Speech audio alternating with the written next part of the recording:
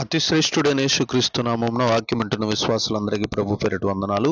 మీరంతా క్షేమంగా ఉన్నారని తలంచి మీ ఆత్మీయ దేవసేవకుడు బ్రదర్ తేజమయ్య. ఈరోజు మనం తెలుసుకోబోతున్న అంశం ఏంటంటే, నేనే అని దేవుడు చెప్పిన విషయాలు ఏవి? నేనే అని దేవుడు చెప్పిన విషయాలు, నేనే వీటన్నిటిని చేయగలను అని చెప్పినటువంటి అంశాలను మనం ఒకసారి పరిశీలించుద్దాం. నిర్గమకాండము 15వ అధ్యాయము 26వ వచనంలో యేసు ప్రభువారు సూటిగా మనతో మాట్లాడుతున్నాడు. నిన్ను స్వస్థపరచు యెహోవాను నేనే అంటున్నాడు.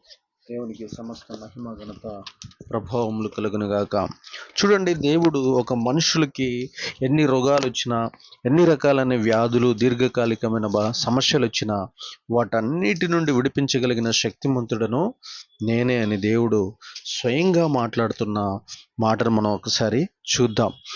మీ దేవుడైన యెహోవా వాక్కును శ్రద్ధగా విని ఆయన దృష్టికి న్యాయమైనది చేసి ఆయన ఆజ్ఞలకు విధేయులై ఆయన కట్టడలన్నిటినీ అనుసరించి నడిచిన ఎడల నేను ఐగుప్తీయులకు కలగజేసిన రోగములలో ఏదియూ మీకు రానియను. నిన్ను స్వస్థపరచు యెహోవాను నేనే అనెను. ఆమేన్. దేవునికి మహిమ ఘనత ప్రభావములు కలుగును గాక. ఐగుప్తీయులకు వచ్చినటువంటి అనేక రోగాలు, తెగుళ్ళు, వ్యాధులు, అనేక రకాలైన మిడతలు, పేలు, ఎన్నో రకాలైనటువంటి వారి దేశంలో ఎన్నో గడ్డల రోగాలు వారికి వచ్చినప్పుడు ప్రజలు చూశారు. అందుకే దాన్ని జ్ఞాపకం చేస్తున్నాడు.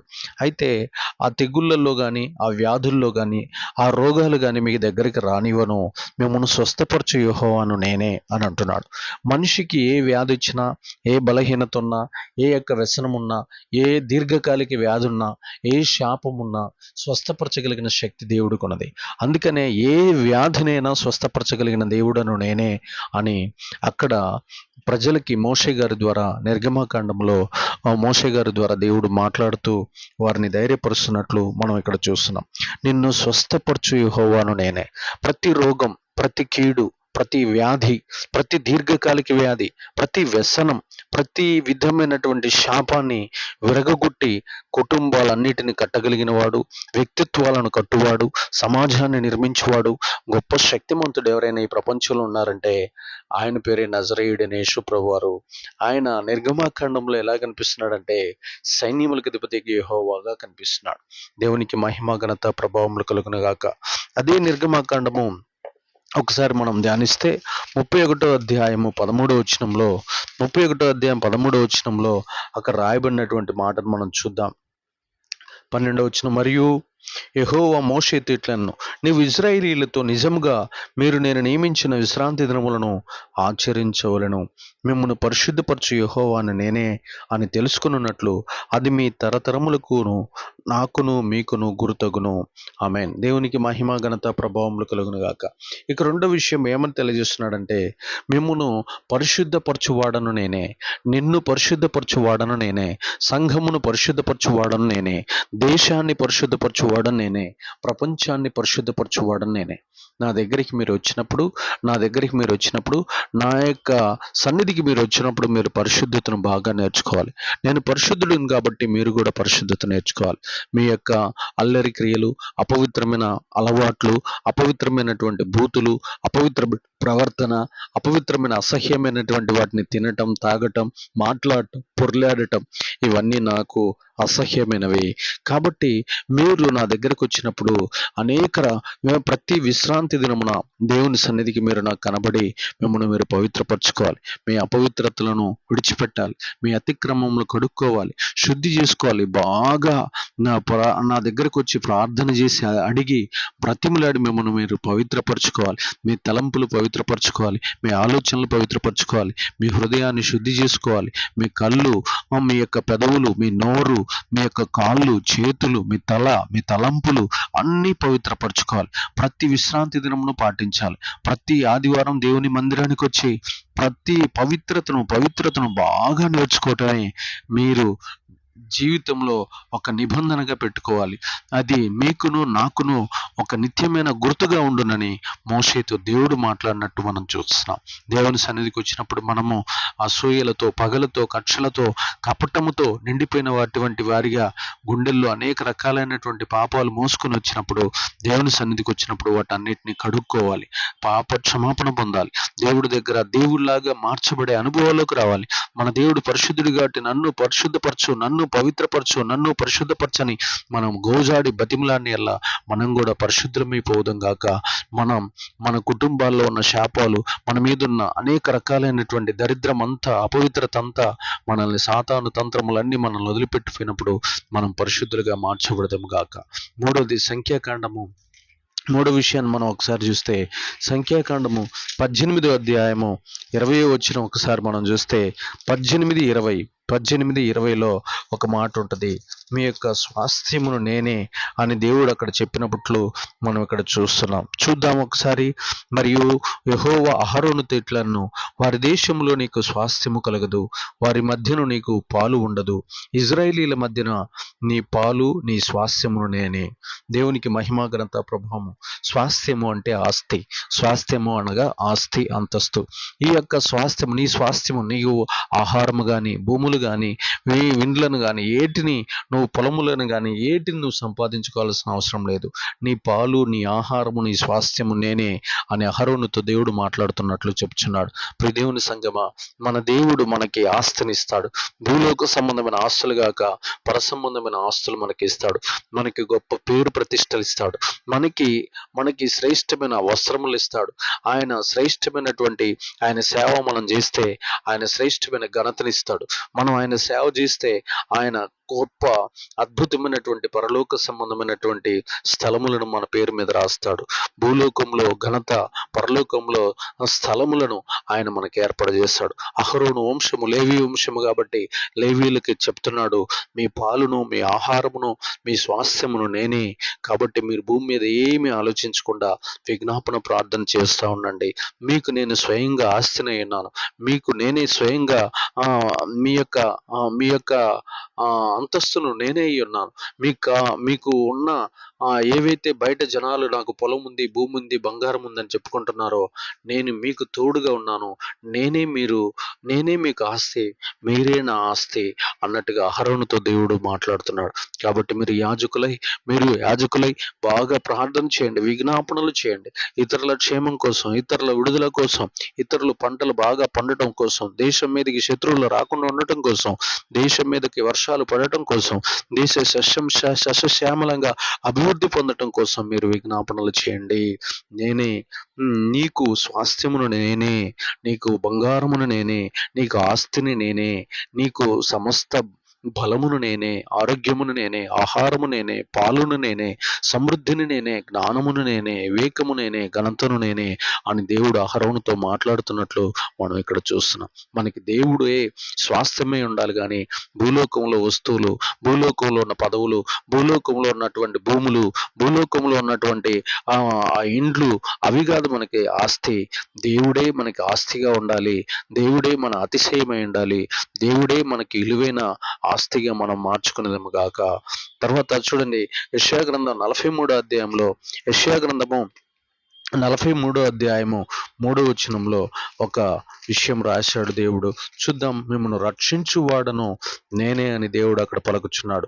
యెషయా గ్రంథము 43:3, యెహోవానగు నేను నీకు దేవుడను, ఇజ్రాయేలీల పరిశుద్ధుడు దేవుడనైన నేనే నిన్ను రక్షించువాడను.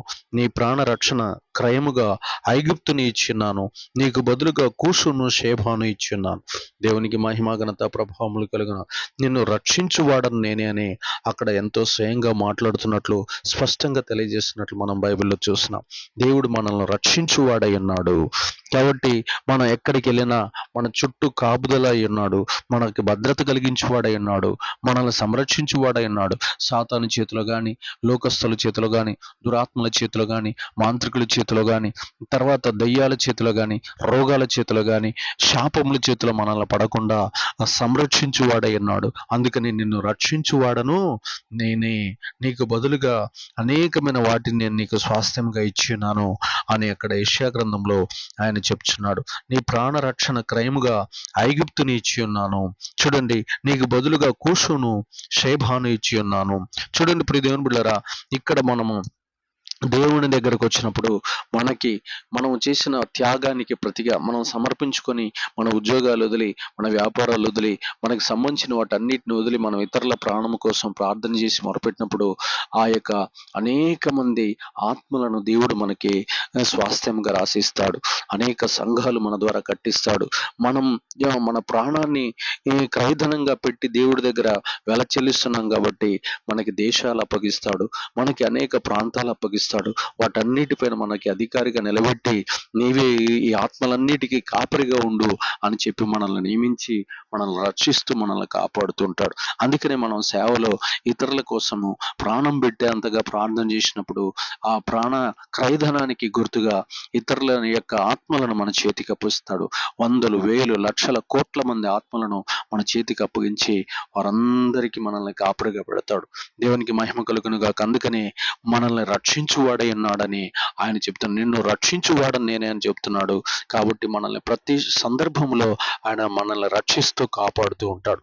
చివరిగా కొన్ని మాటలు చదువుకుందాం. యెషయా గ్రంథము 43:25 చూడండి, నేనే నా చిత్తానుసారంగా నీ అతిక్రమములను తుడిచివేయుచున్నాను, నేను నీ పాపములను జ్ఞాపకం చేసుకున్నాను. చూడండి, నీ అతిక్రమములను తుడిచివేయవాడు దేవుడే, నీ పాపములన్నిటిని తుడిచివేయవాడు దేవుడే. కాబట్టి నేనే నీ అతిక్రమములు, తెలిసి చేసిన తెలియక చేసిన ఏ అతిక్రమాలైతే వాటన్నిటిని తుడిచివేయవాడను నేనే. అతిక్రమములన్నిటిని తుడిచివేయవాడను, నా చిత్తానుసారంగా నీ అతిక్రమములను తుడిచివేయుచున్నాను, నేను నీ పాపములను జ్ఞాపకము చేసుకొనను. కాబట్టి నేనే నీ అతిక్రమములను తుడిచివేయవాడను అని అక్కడ చెప్తున్నాడు. మనం 10 సంవత్సరాలు, 20 సంవత్సరాలు, 30, 40, 50 సంవత్సరాలు రక్షణ పొందనంత కాలము, పొందనంత వరకు చేసిన ప్రతి పాపాన్ని తుడిచివేయవాడు ఆయనే.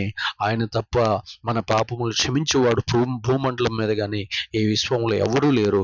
ఆయన దగ్గరకు వచ్చి మన అతిక్రమములు తుడిచివేసుకొని, ప్రభువా నేను పాపిని ఒప్పుకుంటే చాలు, నీ పాపములన్నీ కడిగి శుభ్రపరిచి నేను నీతిమంతుడిగా తీర్చునుగాక. చూడండి, 45వ అధ్యాయము యెషయా గ్రంథం 45వ అధ్యాయం 19 ఒకసారి మనం చూస్తే అక్కడ రాయబడినటువంటి మాట, అంధకార దేశములోని మరుగైన చోటును నేను మాటలాడలేదు, మాయా స్వరూపుడనైనట్టు నన్ను వెదుకుడి యాకోబు సంతానముతో నేను చెప్పలేదు. నేను న్యాయమైన సంగతులను చెప్పువాడను, యథార్థమైన సంగతులు తెలియజేయవాడును అగు యెహోవాను నేనే అని అంటున్నాడు. చూడండి ప్రియ దేవుని బిడ్డలారా, ఇక్కడ ఎంతో స్పష్టంగా మనతో మాట్లాడుతున్నాడు. ఆయన మాయావేశాలు వేయలేదు, రకరకాలైనటువంటి వ్యక్తుల ద్వారా నేను ఆ అవతారం ఈ అవతారం ఎత్తానని చెప్పి ఒక్కొక్క అవతారంలో ఒక్కొక్క పాపం చేసుకుంటూ, ఒక్కొక్క తప్పు చేసుకుంటూ, అనేక రకాలైన తప్పులు చేయకుండా సరే తప్పులు చేయకుండా నేను న్యాయమైన సంగతులను చెప్పువాడను, నేను మాయా స్వరూపములు వేయలేదు, నన్ను అలా మీరు వెతకాల్సిన అవసరం లేదని చెబుతున్నాడు. యథార్థమైన సంగతులు తెలియజేయవాడనగు యెహోవాను నేనే ఆయనను తనను తాను ఎంతో గొప్ప దేవుడిగా నిరూపించుకుంటున్నట్లు మనం బైబిల్లో చూస్తున్నాం. కాబట్టి ఓకే, తర్వాత యెషయా గ్రంథము 46వ అధ్యాయం 4వ ఒకసారి చూస్తే, ముదిము వచ్చే వరకు నిన్ను ఎత్తుకుని వాడను నేనే, తల ఎంట్రుకలు నెరయి వరకు నిన్ను ఎత్తుకుని వాడను నేనే చేసి ఉన్నాను, చంక పెట్టుకుని వాడను నేనే, నిన్ను ఎత్తుకొనుచు రక్షించువాడను నేనే. చూడండి ప్రియ దేవుని బిడ్డలారా, నువ్వు ముదిమి వచ్చే వరకు నిన్ను ఎత్తుకుంటాడు ఆయన. నీ ముసలితనాన్ని చూడు, నీ వయసును చూడు, ఆయనకి నువ్వు ప్రతిరోజు చిన్నపిల్లవాడిగానే కనపడతావు. ఆయన దృష్టిలో మనం చాలా చిన్నవారిమి. మనల్ని మనము గొప్పగా ఊహించుకొని దేవుడు మన మాట వినడేమో, నేను చాలా పెద్దవాడినయ్యాను, చాలా పెద్ద తప్పులు చేశాను, నేను చాలా పాపాలు చేశాను, దేవుడు నా వైపు చూడడని నువ్వు కృంగ తీసుకుంటున్నావేమో. ఆయన అంటున్నాడు, ఆయన దృష్టిలో నువ్వు చాలా అరచేతిలో నలుసులాగా, ఆయన దృష్టిలో ఒక చిన్న చీమలాగానే మనం ఉంటాం. అందుకని ఆయన అంటున్నాడు, ముదిమి వచ్చే వరకు నేను ఎత్తుకుని వాడను నేనే, నీ తల ఎంట్రుకలు నెరయ వరకు నిన్ను ఎత్తుకుని వాడను నేనే. నేనే చేసి ఉన్నాను. చంక పెట్టుకుని వాడను నేనే. నిన్ను ఎత్తుకొనుచు రక్షించు వాడను నేనే. నువ్వు చనిపోయేంత వరకు ఆయన నీ పక్కన ఉంటాడు. ఆయన నీకు తోడుగా ఉంటాడు. ఆయన నిన్ను కాపాడుతూ ఉంటాడు. ఆయన నిన్ను రక్షిస్తూ ఉంటాడు. ఆయన నిన్ను హెచ్చిస్తూ ఉంటాడు. ఆయన నిన్ను బలపరుస్తూ ఉంటాడు. ఆయన నిన్ను అన్ని విషయాల్లో వర్ధిల్లింపజేస్తూ ఉంటాడు. ఇది ఆయన దగ్గర ఉన్నటువంటి గొప్పతనం. కాబట్టి ఆయన అంటున్నాడు, ముదిమి వచ్చే వరకు ఎత్తుకుని వాడను నేనే.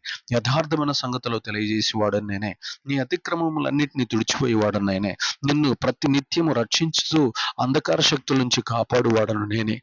నీకు స్వాస్థ్యములు నేనే. నిన్ను పరిశుద్ధపరచువాడను నేనే. నిన్ను స్వస్థపరచువాడను నేనే అని తనను తాను మనల్ని పరిచయం చేసుకుంటూ ఆయన అనేకమైన సంగతులు తెలియజేస్తున్నాడు. కాబట్టి ఈ విషయాల్లో మనము పరిపక్వత సాధించడం గాక. ఆమేన్.